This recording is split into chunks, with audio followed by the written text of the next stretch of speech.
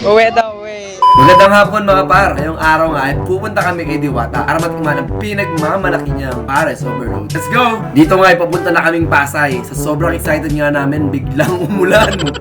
Buti na lang sinabi ni Kuya na pag umuulan nga raw, ay konti lang ang pila. Medyo ginabi na nga tayo dito mga par, pero syempre, tuloy pa rin tayo. Guys, dito tayo.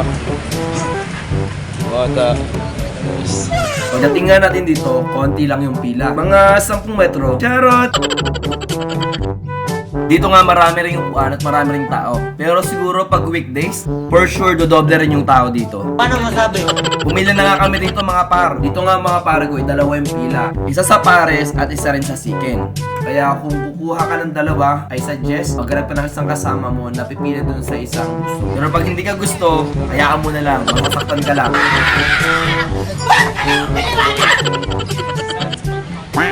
Dito nga mga par, para makakuha ka ng order mo, kailangan mo kumuha ng stub. Pag nakakuha ka ng stub, bibigay mo yun dun sa mga cashier. Para naman magbayad ng 100 pesos dun sa binili mong Pares o Chicken. At susunod naman ay pupunta ka dun sa nagbibigay ng lechon kawali. May kuhanan ng mga soft drinks at ang panghuli nga dito ay yung kuhanan ng mga sabaw. Mahirap nga pala dito yung mga upuan mga pare ko kaya kailangan mo maghanap pagkakuha mo ng mga pagkain mo. Sheesh! Bali, meron na tayong Pares dito. At saka rice. Saka yung free soft drinks natin. Bali, tikman natin yun kung masarap yung Pares.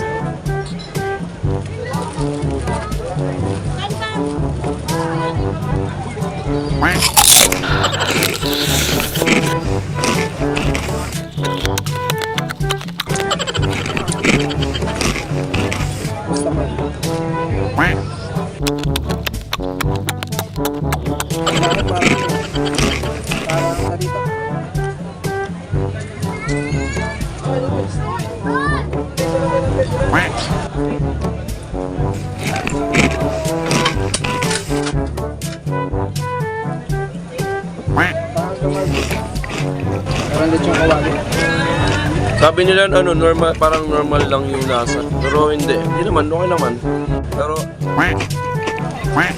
hindi naman masyadong matigas yung meat.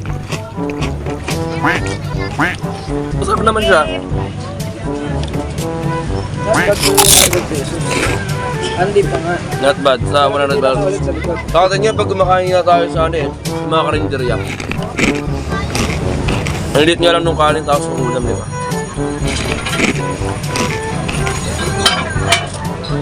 Kaya yung 100 pesos parang sulit naman siya.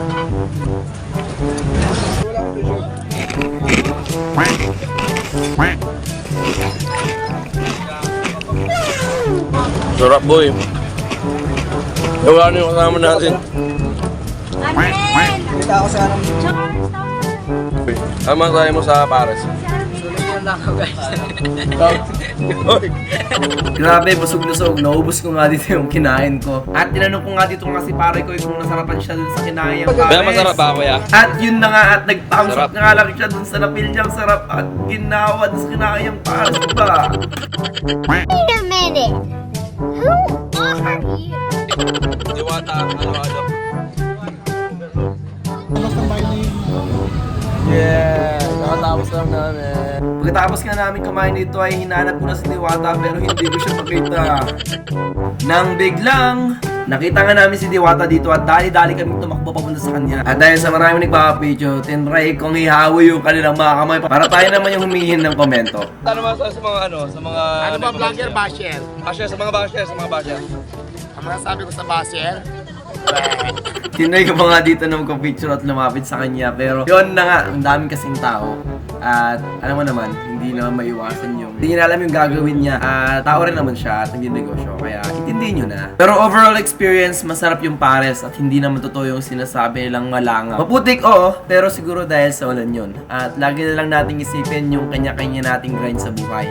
Imbis na maghilahan tayo pababa. At the end of the day, ikaw pa rin ang may hawak ng manibela ng buhay mo. Kung saan ka mapapadpad at mapupunta. Yun lang mga pare ko, maraming salamat sa panonood at sa susunod ulit. Paalam!